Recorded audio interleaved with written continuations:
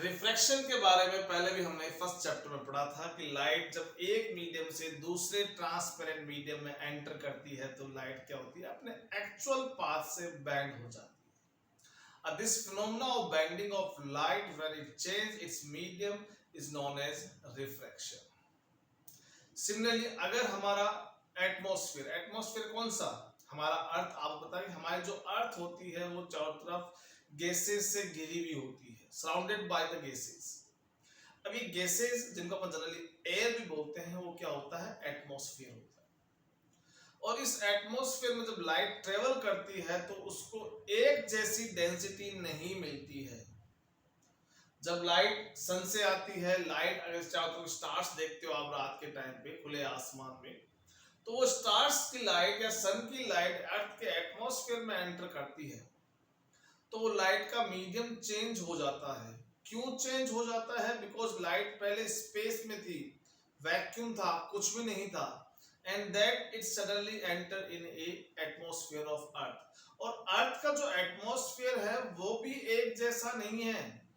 Starting में कम denser आपको मिलता है, फिर डेंसिटी बढ़ती है, फिर डेंसिटी बढ़ती है, फिर डेंसिटी बढ़ती है, और जहां अभी हम रहते हैं ऑन द सरफेस वहां पे हाईएस्ट डेंसिटी वाला एटमॉस्फेयर बना हुआ है। तो इस तरह से लगातार जब लाइट का मीडियम चेंज होता है तो आपको फिनोमेना अपना याद आ गया होगा कि when ever the medium change the light will bend. और अब ये सारा काम लाइट को बेंड करने वाला कौन है, हमारा एटमॉस्फेयर। तो अब जो लाइट बैंड होगी उसे हम क्या बोलेंगे, एटमॉस्फेरिक रिफ्रैक्शन। नमस्कार, मेरे फिजिक्स के सारे उस्ताद, नाम शेखर, काम फिजिक्स को इजी बना। स्टार्ट करते हैं एटमॉस्फेरिक रिफ्रैक्शन। तो वैसे तो मैंने बता दिया है कि एटमॉस्फेरिक रिफ्रैक्शन क्या होता है, refraction by atmosphere when the light from sun and the stars enter into the earth atmosphere. ठीक है, अब इसकी दो एप्लीकेशंस हम डिस्कस करने वाले हैं आज की क्लास में। पहला है इसका ट्विंकलिंग ऑफ स्टार। फर्स्ट कौन सा है, ट्विंकलिंग ऑफ स्टार।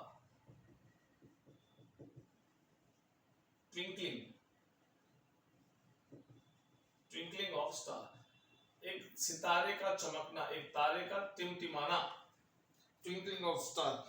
इसे हम कैसे डिफाइन करेंगे, क्योंकि देखो ये भी एटमॉस्फेयर रिफ्लेक्शन से होता है। आपकी जो अर्थ होती है, ये देखो ये आपकी अर्थ है, और this earth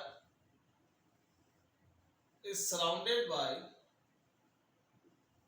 different layer of gases। और इस लेयर में क्या होता है, सबसे ऊपर वाली सबसे रेस्ट होती है, और जैसे जैसे टूवर्ड्स अर्थ आते हैं we get the densest। ठीक है, तो अब क्या होता है, in the time of night एक स्टार है आपका, अब स्टार से रेज आएगी, ये रेज आएगी, ये रेज आएगी। ठीक है, अब यहां से लेके यहां तक तो क्या था, आपका स्पेस था, वैक्यूम था, यानी मीडियम चेंज नहीं हो रहा, एक सिंगल मीडियम आपका चलता जा रहा है, वैक्यूम या स्पेस, फ्री स्पेस से बोलते हैं। तो लाइट में कोई भी बेंडिंग नहीं हो रही है, पर लाइट क्या करती है, जैसे ही यहां से एंटर करती है, now it go through the different density layers, अलग अलग डेंसिटी की लेयर से इसको पास होना पड़ता है। तब क्या होता है, ये इस तरह से बैंड होती हुई हमारे पास पहुंचती है। मल्टीपल रिफ्रैक्शन यहाँ पे होगा और कुछ ऐसे पहुंचेगी। अब देखो, मैंने आपको स्टार्टिंग में जब रिफ्रैक्शन पढ़ाया था या इमेज फॉर्मेशन पढ़ाया था पिछले चैप्टर में, तब मैंने आपको बताया था कि रेज जो हमारे आंखों में आती है तो हम क्या करते हैं, उस रेज को बैक ट्रेस करते हैं। तो अब यहाँ से अगर कोई पर्सन देख रहा है तो उसके पास मान लो अभी इस सिचुएशन में बैक ट्रेस करके इस स्टार की इमेज यहाँ बनाएगा। क्योंकि जब भी हम बैक ट्रेस करते हैं यानी पीछा करते हैं उस रे को, जिस रे से वो आप जो रे हमारे ऑब्जेक्ट की आ रही है उस रे को हम पीछा करते हैं, तो हम स्ट्रेट लाइन में चलते हैं। रिफ्रैक्शन जब मैंने आपको पढ़ाया था पिछले चैप्टर में, तब चीजों को क्लियर मैंने किया था। तो अब ये लाइट को हम पीछे आते हैं तो ये एक पोजीशन बनती है उस स्टार की जो एक्चुअल नहीं है, इसे बोलते हैं एपरेंट पोजीशन। इसे क्या बोलते हैं, एपरेंट पोजीशन, यानी जो एक्चुअल में नहीं है, दिख रही है। एक्चुअल स्टार यहाँ पे तो ये हम है। अब देखो होता क्या, ये फिक्स यहाँ पे नहीं है। होगा क्या, अर्थ का जो ये एटमॉस्फेयर है, ये जो लेयर्स है, ये स्टेबल नहीं होती। आपको पता है लगातार ऊपर हवाएं चलती रहती है, लगातार हवाएं चलती रहती है, क्या होता है ये लेयर्स क्या होते हैं ऐसे इस तरह से फ्लो होता रहता है, इनके अंदर ऐसे कभी आगे कभी पीछे ऐसे लगातार फ्लो होता रहता है।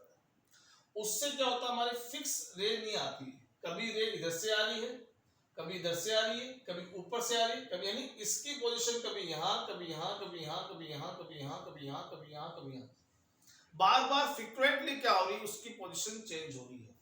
अब ये पोजीशन इतनी फास्ट चेंज होती है कि हमें क्या लगता है कि वो स्टार जो वहां पे है वो ट्विंकल हो रहा है, यानी चमक रहा है, पर एक्चुअल में क्या हो रहा है उसकी पोजीशन यहाँ है, फिर आपको यहाँ दिखती है, यहाँ यहाँ यहाँ यहाँ। अब इसको आप फास्ट मूव कराओ, ठीक है, ऐसे फास्ट मूव कराओ तो आपको क्या लगता है कि वो वहां पे क्या कर रहा है, ऐसे ट्विंकल करता हुआ आपको लगता है, पर एक्चुअल में वो स्टार जो होने को एक प्लेनेट हो सकता है, एक सन हो सकता है दूसरे सोलर सिस्टम का, वो आपको केवल वहां पे एक फिक्स जगह पे है, लेकिन वो आपको ऐसे ट्विंकल होता हुआ नजर आएगा।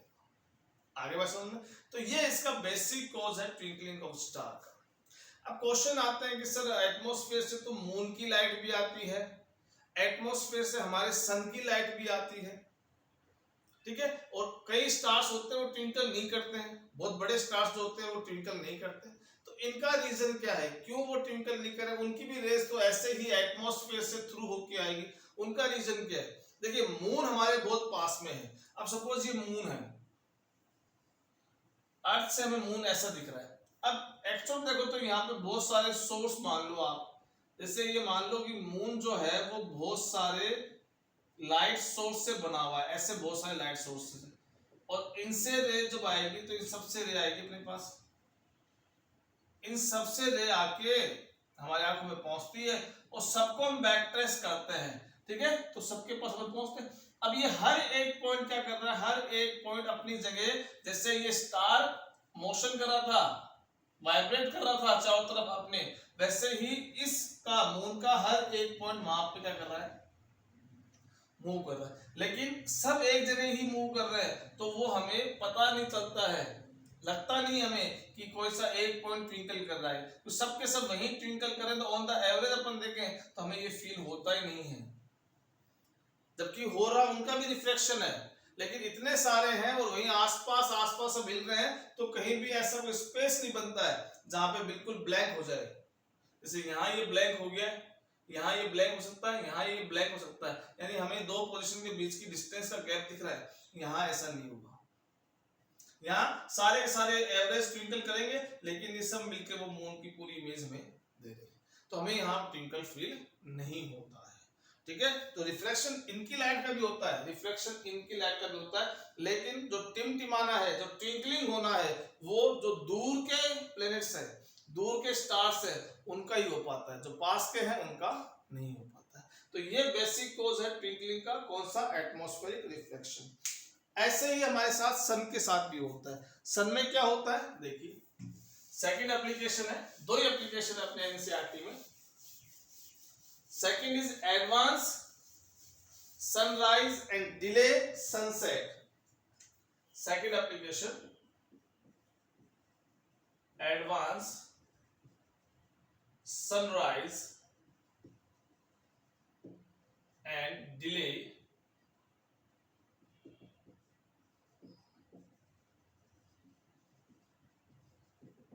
sunset, ये सेकंड है।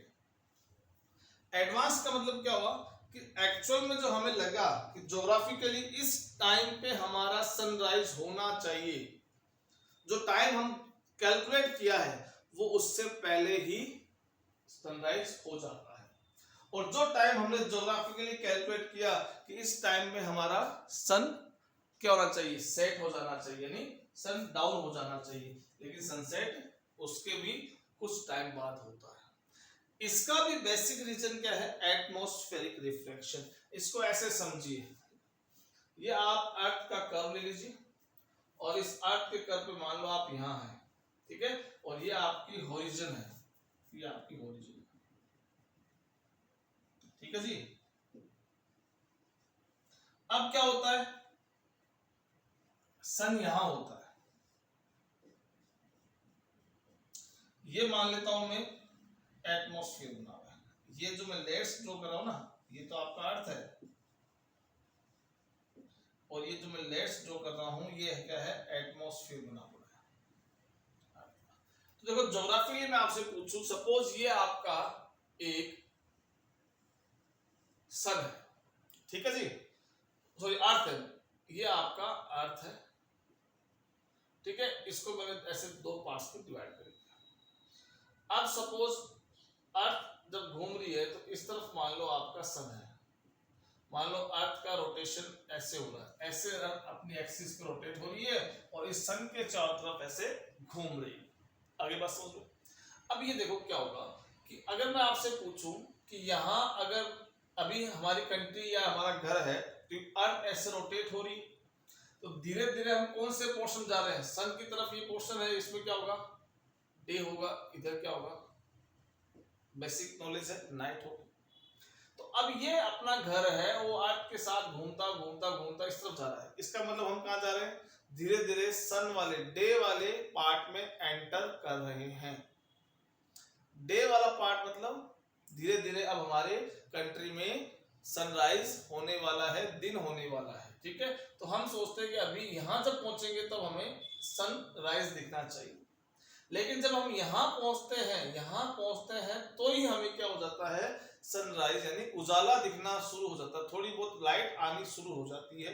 यानी सुबह के लगभग, जैसे अभी के टाइम बात करें तो लगभग 5 सवा 5 बजे के टाइम पे ऐसा होना लग जाता है। यानी हमने जब टाइम कैलकुलेट किया तो हमने देखा ये टाइम लगभग इतनी बजे हमारे घर के पास में सनराइज होना चाहिए, हमारी कंट्री में सनराइज होना चाहिए।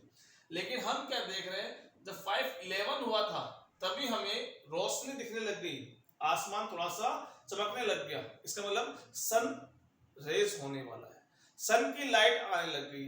ये ऐसा क्यों होता है, क्योंकि अगर यहाँ पे एटमॉस्फेयर नहीं होता तब तो आपका एग्जैक्ट 5:13 पे ही आपका सनराइज होता। लेकिन एटमॉस्फेयर क्या कर रहा है कि यहाँ जो आपका सन है ये एक्चुअल में यहाँ आता तो हम देखते हैं कि हाँ भी सनराइज हो गया, लेकिन इससे जो रे ऐसी जा रही थी, ये वाली ये रे जो इसकी एक्चुअल रेस थी वो इस तरफ जा रही थी। हमारे एटमॉस्फेयर ने क्या किया, उसका रिफ्रैक्शन किया।